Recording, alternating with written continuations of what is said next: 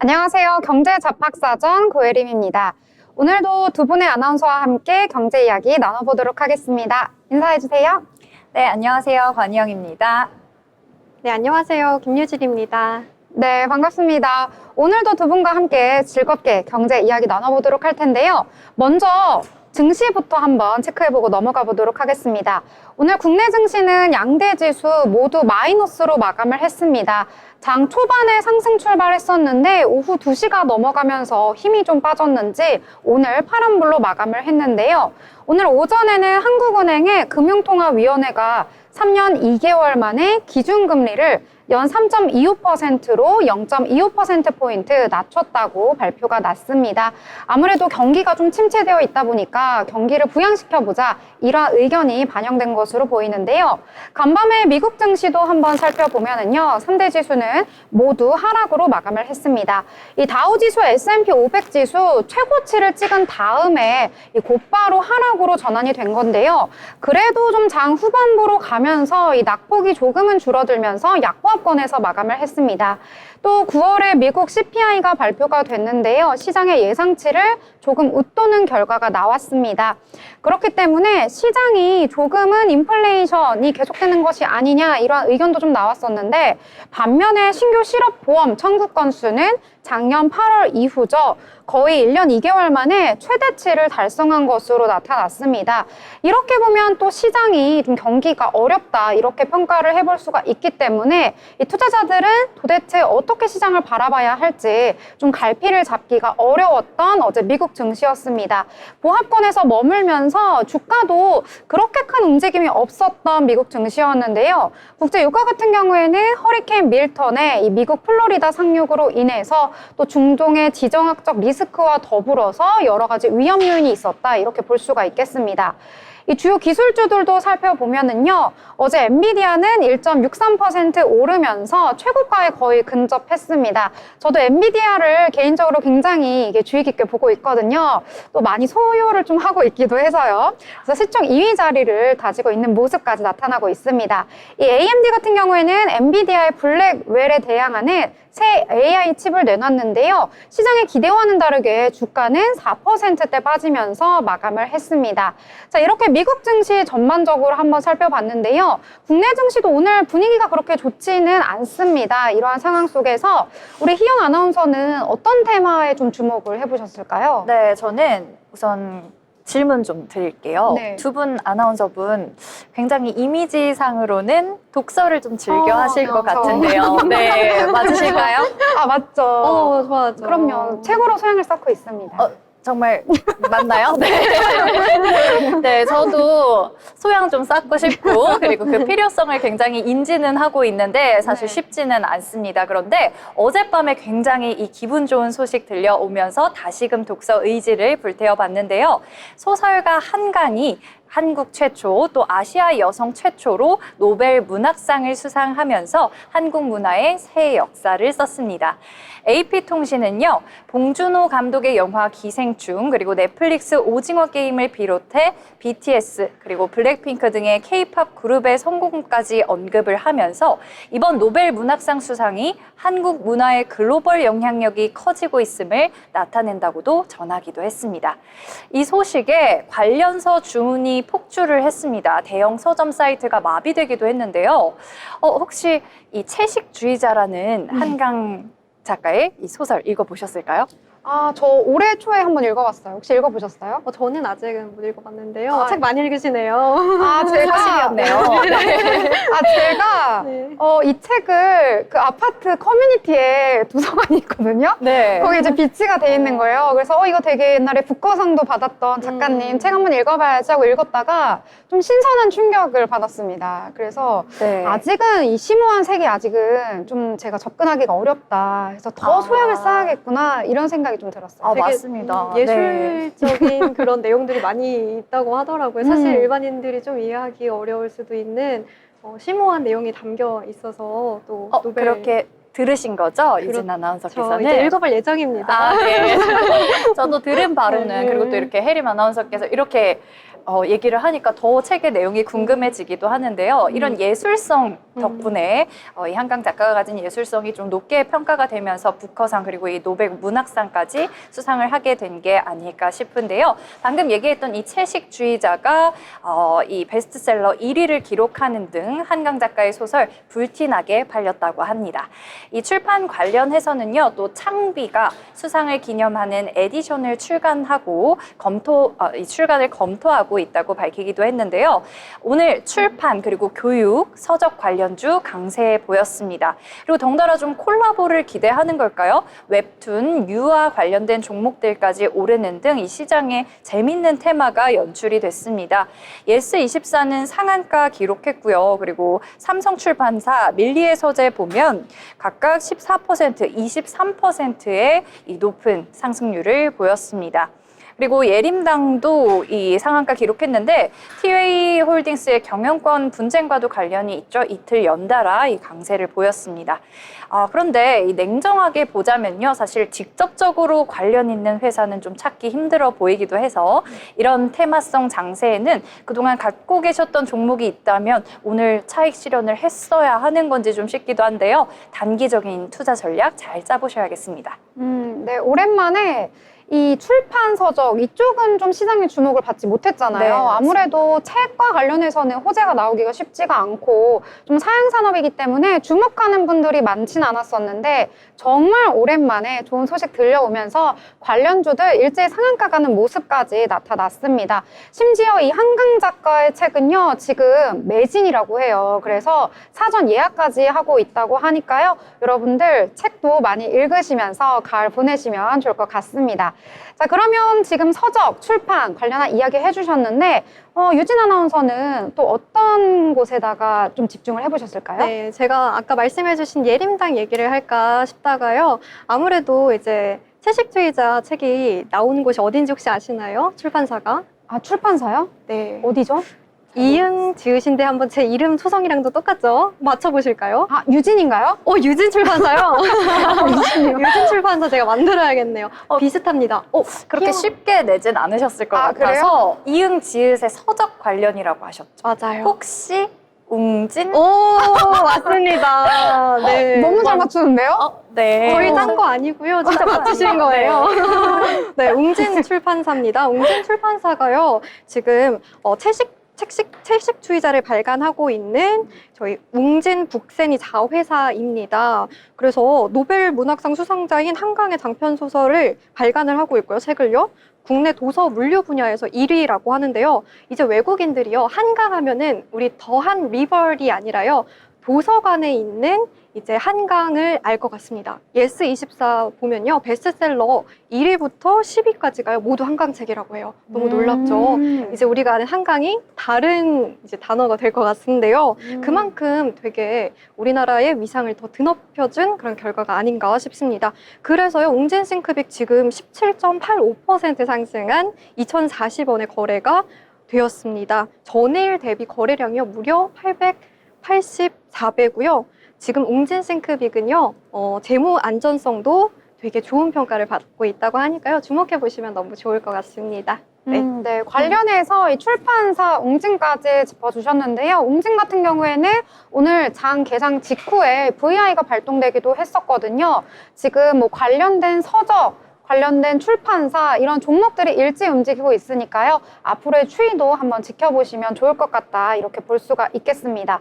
자, 그러면 이 밖에 또 저희가 주목해봐야 될 섹터 한번 보도록 할 텐데요. 저는 오늘 장에서 그래도 좀 간만에 좀 상승세를 보였다라고 하는 섹터가요. 바로 반도체입니다. 이 반도체가요. 어제는 좀 약진했었는데 관세청이 10월 1일에서 10일까지 수출입 현황을 발표를 했습니다. 이달 초순의 수출액은 153억 1,300만 달러를 기록했다고 하는데요. 무려 전년 동기 대비 33%가 증가했다고 합니다. 이달 초에 공휴일이 굉장히 많았습니다. 뭐 개천절, 한글날, 그다음에 임시 공휴일인 이 국군의 날까지 있었기 때문에 좀 물량이 많지 않았을 거라고 예상이 됐는데도 지난해보다 조업일 수가 더 많아가지고요.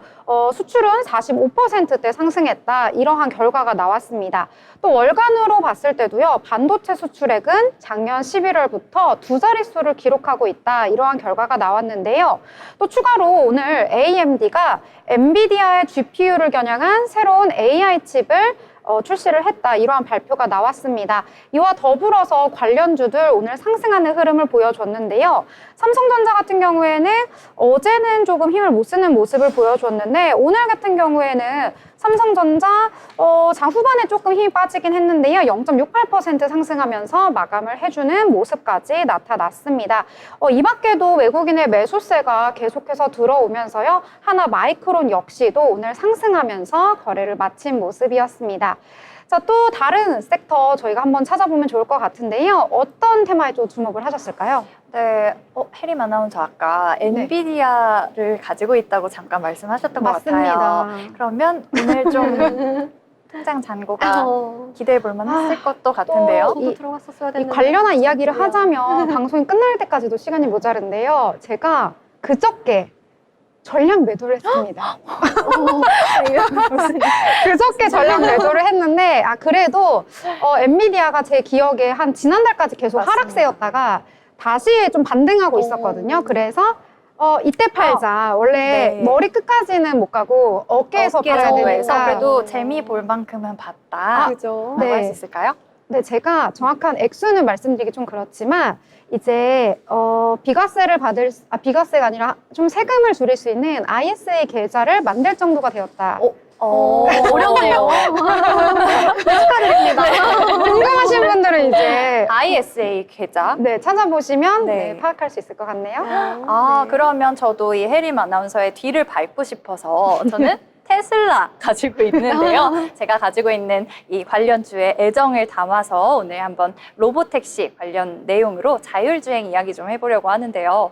이 테슬라가 오늘 LA에 중요한 일이 있었죠. 워너브라더스 스튜디오에서 행사를 열고요. 로보택시 시제품과 자율주행 기술 개발 계획을 공개를 했는데 머스크가 오늘 실제 이 로보택시를 타고 등장까지 했다고 합니다. 네, 역시, 실제로 네. 역시 관종. 모습이 궁금하고 실제 보고 싶기도 했는데요. 네, 그런데 이 그간 테슬라가 이 계속 야심작인 로보택시의 실제 출시 일정을 몇 차례 미뤄왔었는데 이번에도 또 미뤘다고 합니다. 2026년으로 연기를 했는데 좀 그래서 기대했던 2차 전지는 오늘 이 반도체만큼 힘을 내주지 못했습니다. 그래서 자율주행 섹터도 기대에 미치지 못하고 지지부진한 움직임을 보였는데요. 그리고 또 이 자율주행차의 기술적 결함에 대한 해답도 좀 필요할 것 같습니다. 시장에서는 테슬라가 로보택시 신제품을 선보인다고 해도 실제 도로를 달리는 것에서는 전혀 좀 다른 문제다라는 회의론이 부각되고 있습니다. 특히 로보택시는 테슬라 자체의 기술력과 그리고 생산 문제를 좀 해결해야 하고 이 당국의 승인도 받아야 한다는 지적이 나왔는데요. 또 머스크가 적극적인 지지를 하고 있는 오늘 트럼프마저도 지난밤에 이 자율주행차에 대한 우려를 표하기도 했다고 합니다. 또 근데 그에 반해서는 우리나라 또 자동차 대형주 현대자동차는 구글의 자율주행 기업 웨이모와 함께 전략적인 파트너십을 맺기도 했고요. 또 중국의 바이두가 자율주행 택시 서비스 아폴로고를 해외 시장에 출시할 계획도 밝혔습니다. 이 시장은 계속해서 좀 뜨거워질 것으로 예상이 되는데요. 자율주행 섹터의 향후 전망 좀 눈여겨보시는 게 좋을 것 같습니다. 네. 자율주행과 테슬라 얘기해 주셨는데 오늘 이 국내 증시에서는 뭐 현대차나 기아 이런 완성차 업종들의 상승이 나타나면서 좀 좋은 분위기를 가져가 줬고요. 테슬라는 아까 가지고 계신다고 말씀하셨는데 네. 어제 빠졌잖아요. 네. 0.95% 떨어졌던데요. 네. 전반적으로 뭐 리비안, 루시드도 다 떨어졌기 때문에 오히려 이 기회를 지금 매수 타이밍으로 잡을 수 있지 않을까 이러한 생각도 드는 시점입니다. 자, 그러면 또 다른 또 우리가 찾아봐야 할 테마 어떤 것들이 또 있을까요? 네, 두 분 다 지금 주식을 하고 계시잖아요.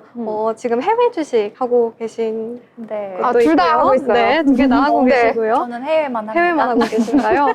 저도 하나 지금 들어가야 될 것 같은데요. 저는요, 이 땡땡 당에 들어가려고 합니다. 이 빵집 이름 같기도 한데, 이 무슨 당일까요, 여러분? 빵집 예림당 아니에요? 예림당. 아까부터 너무 잘 맞추시는데요?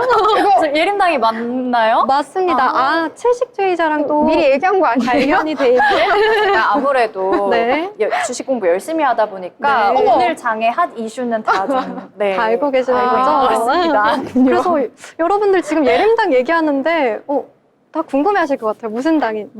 어떤 업체인지 궁금해하실 것 같습니다. 네, 이 예림당은요 출판사뿐만 아니라요 전자책 제작, 애니메이션 제작 등 다양한 분야로 사업 영역을 확장하고 있는 콘텐츠 회사인데요. 오늘요 29.79%까지 아주 급등했습니다. 노벨 문학상 수상자랑 또 연관이 돼 있는데요. 한강이 선정됨에 따라서요. 밀리의 서재, 예스24 등도 15% 이상 급등했고요. 예림당도 급등하는 모습이었습니다. 그런데요, 이 예림당이요, 또 다른 섹터의 주식과 연관이 되어 있다고 합니다. 그게 바로 어디일까요? 어렵죠. 그건 모르겠네요. 네. 비행기 얘기하려는 거 아니에요? 비행기 얘기요. 여러분, 비행기랑 연관이 되어 있다고 합니다. 왜 비행기랑 관련이 있나 봤더니요. 바로 TA 항공 지금 경영권 분쟁으로 되게 이슈가 되고 있죠. 급등하고 있는데요. TA 항공의 최대 주주가요. 바로 여기 예림당이라고 합니다. 무려 29% 이상 지분을 보유하고 있는데요. 그러면 2위 업체는 어딜까요? 네, 2위의 업체. 지분을 2위, 두 번째로 많이 가지고 있는 TA 항공의 두 네. 번째 지분 맞아요. 많이 가진 우리가 많이 가는 리조트입니다. 대명. 소노? 맞아요. 가보셨죠? 네. 가본 적도 있고요. 네, 소노가요. 바로 2위의 업체입니다. 26.77% 지분을 보유해서요. 지금 1위와 2위의 차이가 3.2%밖에 나지 않는 상황인데요. 과연 어떻게 될 것인지 예림당은 어떻게 대응을 할지 주목을 받고 있습니다. 그런데 대명 소노그룹도요. 만만치 않습니다. 야금야금 주식을 계속 사들이고 있어요. 과연 누가 이길 것인지 아무래도 내년 한 3월 정도 되면요 조금 보이지 않을까 싶은데요. 그때 열리는 주식 회의에서 한번 지켜보시면 좋을 것 같습니다. 네, 이렇게 예림당 이야기까지 해주셨습니다. 저는 진짜 퀴즈를 너무 잘 내가지고 퀴즈 머신인가 이런 생각이 좀 들었는데요. 저희가 이 말씀드리는 내용은요, 여러분들의 투자 참고용이라는 거 잊지 마시고요. 더불어 본 방송에서 제공하는 정보는 투자 판단에 대한 조언일 뿐 해당 종목의 가치, 상승과 하락에 대해서는 보장하지 않습니다.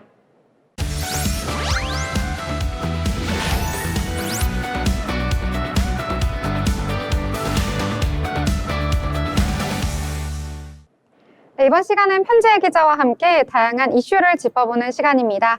모이쇼 시간인데요. 편재 기자 나오셨습니다. 어서 오십시오. 안녕하세요. 네, 그러면 첫 번째 소식부터 살펴보도록 하겠습니다. 오늘은 한국 국채에 관련된 소식 가지고 와주셨는데요. 드디어 한국 국채가 세계 국채지수에 편입됐다는 소식이 전해졌습니다. 관련한 내용 전해주시죠. 네, 우리나라 정부가 발행하는 채권인 국채가 세계 3대 채권인 세계 국채지수에 편입이 확정이 됐습니다. WGBI는 세계 3대 채권 지수 중 하나로 글로벌 연기금과 투자자들이 주요 벤치마크로 사용하는 핵심 지수인데요.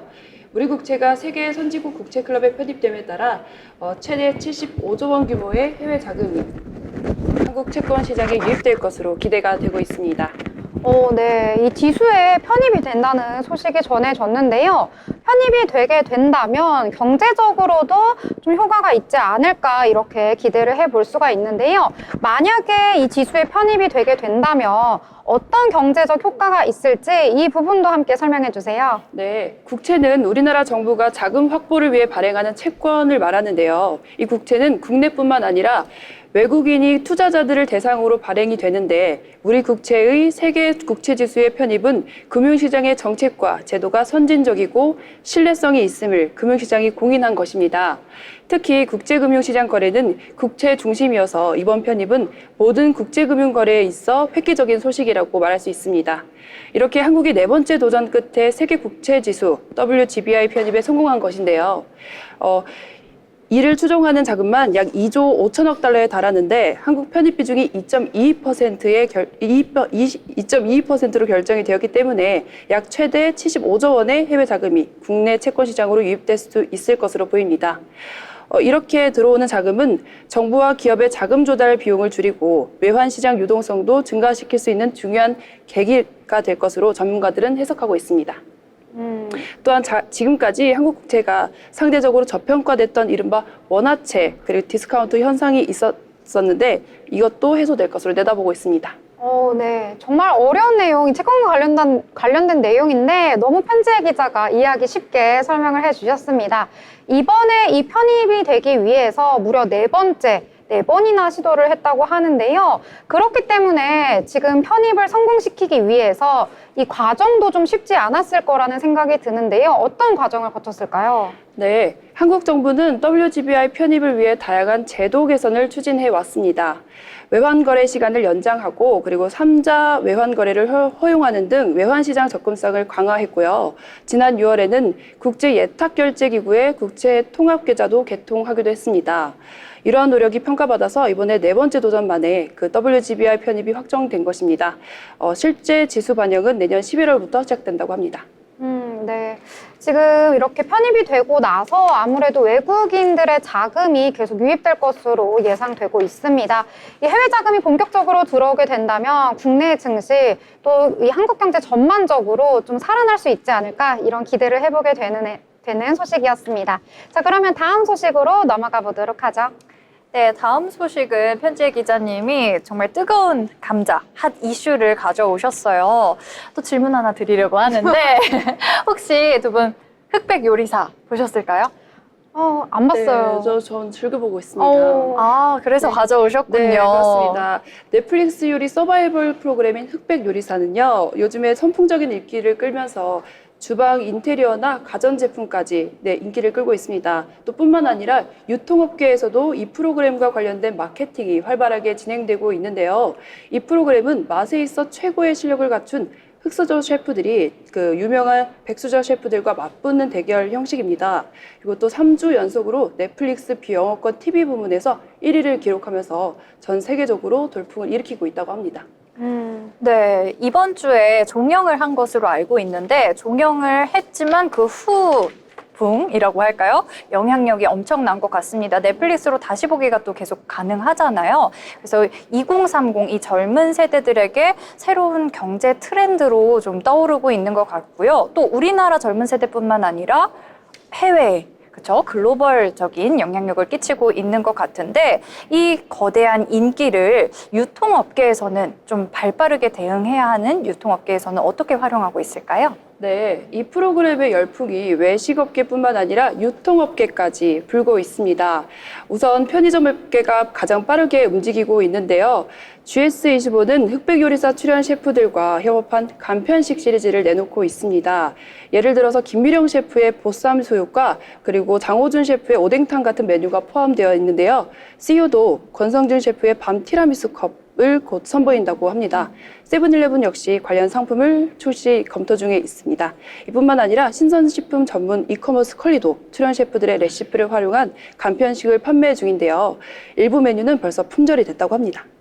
오, 편의점 가서 찾아봐야 되겠어요. 요즘 편의점에서 거의 식사 대용으로 먹을 수 있는 것도 많잖아요. 네, 그리고 저 되게 맛집 가는 거 좋아해서 우리 독서를 좋아하시는 분도 계신데 저는 맛집 찾는 걸 좀 좋아합니다. 저도 맛집도 좋아해요. 맛집도 좀 바쁘시겠는데요? 그럼요. 나중에 맛집 소개하셔도 좋으실 것 같은데요. 아, 정말요? 네, 또 다음은 그럼 맛집 코너에서 만나 뵙도록 하겠습니다. 그러면 좀 이렇게 농담을 해봤는데 실제로 메신저의 메시지로도 이 흑백 요리사 출연 셰프들이 운영하는 음식점의 리스트가 돌고 있다고도 합니다. 네, 정말로 큰 인기를 끌고 있는 건데요. 이 외에도 또 흑백 요리사 관련 마케팅을 펼치는 곳들이 더 있을까요? 네, 말씀하신 것처럼 여기 출연하신 셰프들의 그 운영하고 있는 레스토랑도 되게 예약하기가 힘들다고 합니다. 네, 관련 온라인 중고 거래 플랫폼 당근마켓도 자체 쇼폼 서비스 당근 스토리를 통해 셰프들의 식당을 소개하는 기능을 추가했는데요. 이용자들이 식당 리뷰를 영상으로 볼 수 있는 서비스라고 합니다. 앞으로도 흑백 요리사들의 인기가 계속될 것으로 보여 관련 상품 경쟁은 더 치열해질 것으로 보고 있습니다. 네, 앞으로 어떤 상품들 나올지 더 새로운 상품들이 기대가 되기도 하는데 또 한편으로는 왜 나만 알고 싶은 맛집 있잖아요. 그쵸. 네, 좀 죄송한 말씀이긴 한데 안 알려줬으면 좋겠기도 해요. 많아지면 웨이팅 해야 되잖아요. 네, 너무 오래 기다리는 건 좀 힘들잖아요.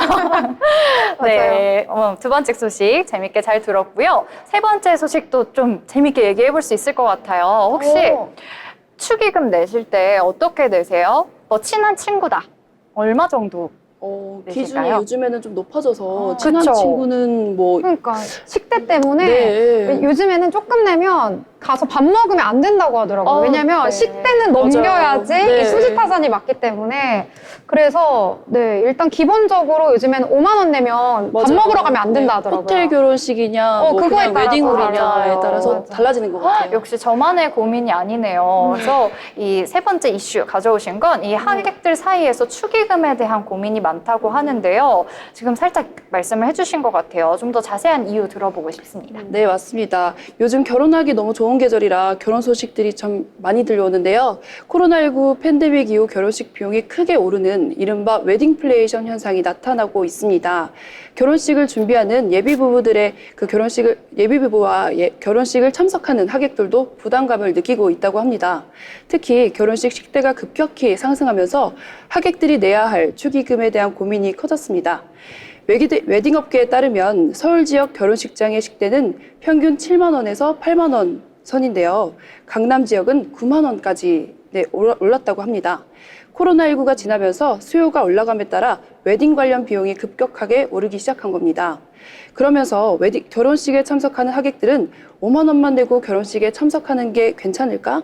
요즘 물가 생각하면 5만 원은 눈치 보인다라는 반응을 보이면서 신경을 쓰고 있는 상황이라고 합니다.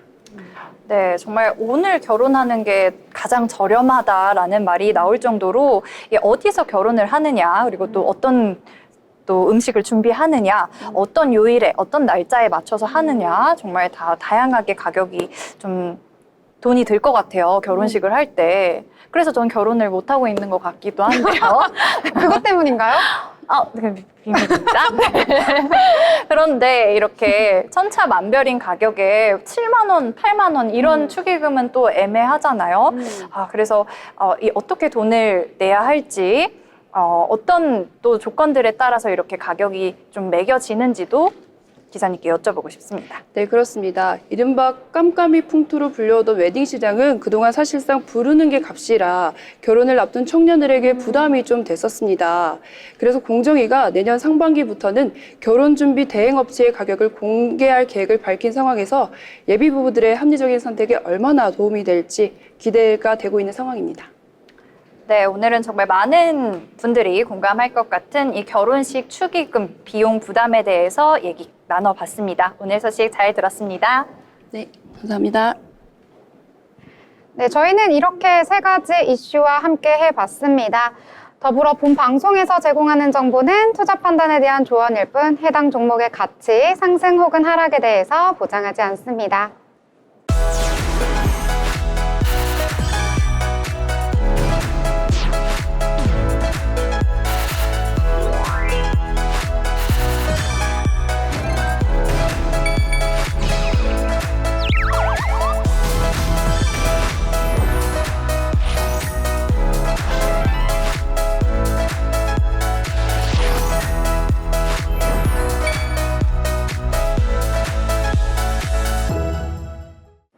네, 오늘도 고수의 돈 잘 버는 비법을 알아보는 시간입니다. 저희가 돈을 잘 벌기 위해서는 또 증시 체크도 잘 해봐야겠죠. 오늘장 마감 시황 한번 알아보도록 하겠습니다. 김유진 아나운서가 알려주시죠. 네, 오늘 10월 11일 마감 시황 브리핑 맡은 김유진입니다.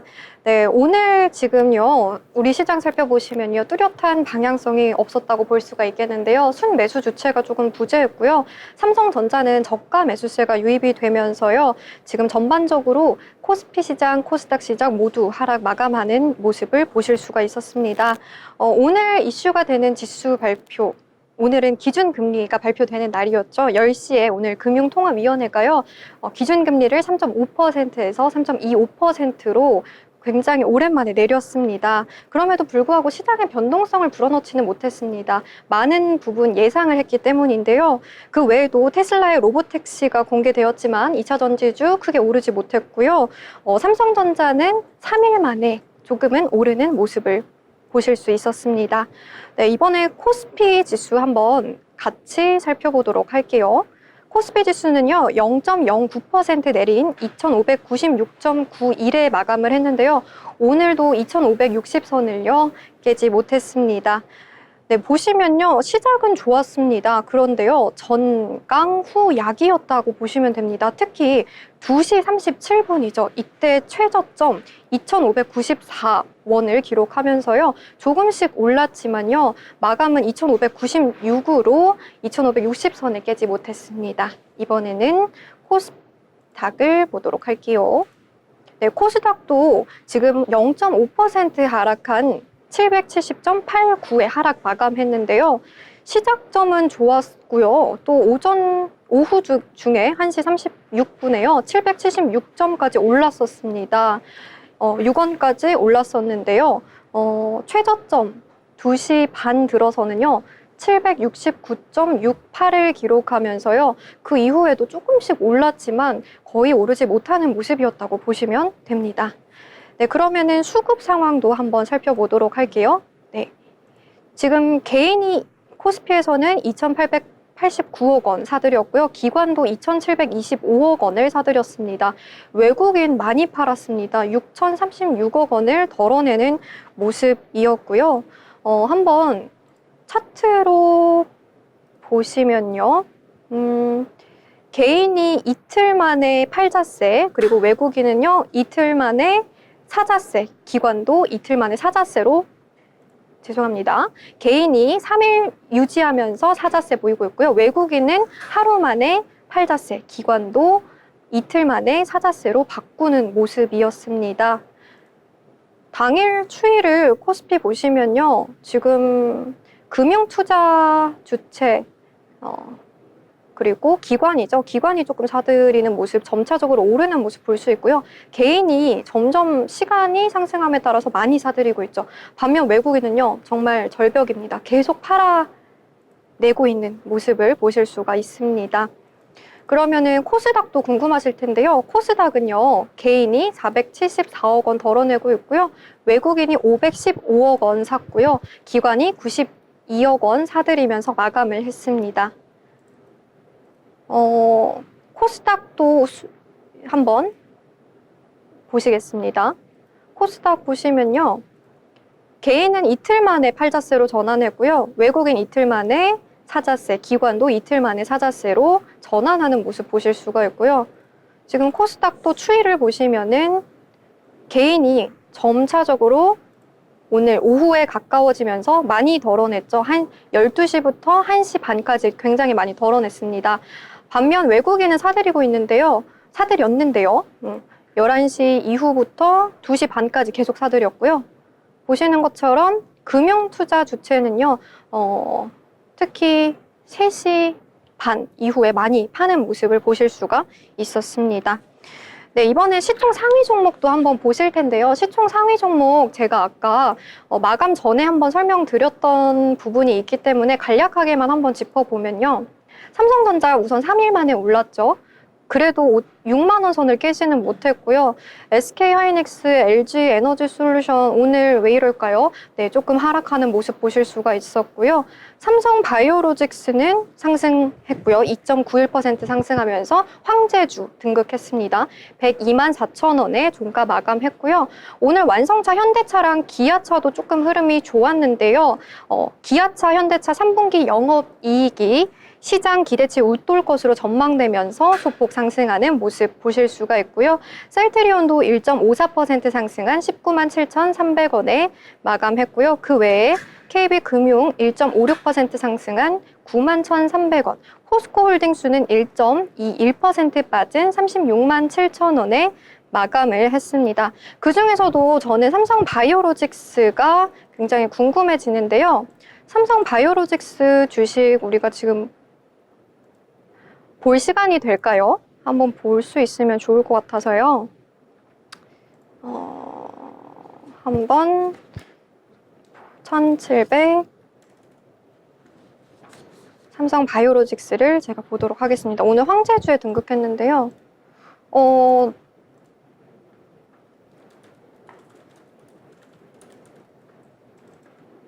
보시면요.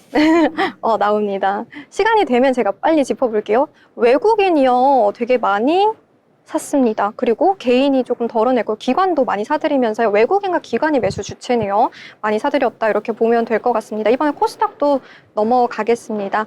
코스닥 알테오젠 많이 상승했어요. 지금 4.61% 상승하면서 38만 6천 원에 마감을 했고요. 에코프로 BM과 에코프로 별로 흐름 좋지 않습니다. 2% 넘게 빠지면서 하락 마감했고요. 엔캠 역시 3.53% 하락했습니다. 오늘 휴젤 흐름 좋았죠. 휴젤 흐름 좋았고요. 5.58% 상승한 25만 5,500원에 거래를 마쳤고요. 리노공업은요, 증권사의 성장 기대주로 주목됨에 따라서요, 5.15% 상승한 19만 8,100원에 거래가 되었습니다. 네, 여기까지 저희 보시면은 2차 전지주 오늘 많이 못 갔고요. 리가캠 바이오, HLB 등도 바이오주도요, 오늘 올라가지 못하는 모습 보실 수 있고, 삼천당 제약은 올랐습니다. 5.79% 상승한 14만 6,200원에 지금 거래가 되었습니다. 네, 현재 오늘 마감 시황 이렇게 살펴봤고요. 네, 다음 지수 발표되면서 또 우리 장 계속 지켜봐 주시면 좋을 것 같습니다. 네, 이렇게 자세히 하나하나 섹터 짚어주셨습니다. 오늘 아쉽게도 지금 코스피와 코스닥 모두 하락으로 마감했다는 점 확인해 보시면 좋을 것 같고요. 코스피 같은 경우에는 외국인은 매도, 기관은 매수했다는 점, 코스닥 같은 경우에는 외국인과 기관 모두 매수 우위를 보였다는 점 확인해 주시면 좋을 것 같습니다. 오늘 장에서의 좀 특징 테마도 한번 짚어보면 좋을 것 같은데요. 어떤 테마가 오늘 주목을 받았을까요? 네, 어제는 조선주도 강했고 저가 항공 있었고 이렇게 좀 눈에 띄게 두드러지는 테마들 찾아낼 수 있었는데 오늘 아무래도 금요일이어서일까요? 좀 박박 긁어보다가 네, 찾아보다가 캐스님이 휴젤 얘기해 주시는 거 듣고 이거를 빼놓았다라는 생각이 좀 들어서 휴젤 가져와 봤습니다. 이 휴젤이 메디톡스와 이 국제무역위원회를 통해서 벌여온 보톨리눔 톡신, 이름 좀 어렵습니다. 보톨리눔 톡신 분쟁에서 승소를 했는데요. 이 관세법을 위반한 사실로 메디톡스에게 이 소송을 당한 거죠. 휴젤의 관계사인 휴젤 아메리카에 대해 메디톡스의 균주와 제조 공정을 도용해서 불법적으로 보톨리눔 톡신 제재를 만들었다며 이 미국 시장에 대한 수입 금지 명령을 내려야 한다고 소송을 당했었는데 이게 2022년도의 일이란 말이죠. 지금 2년 만에 최종 승소 판정을 받은 겁니다. 그래서 이 영향인지 오늘 제약 바이오주 흐름 나쁘지 않았던 것 같은데 혜림 아나운서님 어떻게 보셨나요? 저도 제약바이오가 오늘 장에서 그나마 괜찮았다라고 봤습니다. 오늘 셀트리온도 1%대 상승하는 흐름이 나타났었고요. 그리고 아까 말씀해 주셨다시피 삼성바이오로직스 오늘 2.91% 거의 3% 가까이 오르면서 어제는 이 100만 원 밑으로 종가를 형성했었는데 오늘은 102만 4천 원에 종가 형성하는 모습까지 나타났거든요. 이 제약바이오 같은 경우에는 주요 업체들이 실적이 개선될 것이다 이러한 기대감 속에서 계속해서 주가가 우상향하고 있다 이렇게 보시면 될 것 같습니다. 자, 이렇게 전반적으로 여러 가지 섹터 그리고 오늘 시황까지 함께 짚어봤는데요. 본 방송에서 제공하는 정보는 투자 판단에 대한 조언일 뿐 해당 종목의 가치, 상승과 하락에 대해서는 보장하지 않습니다.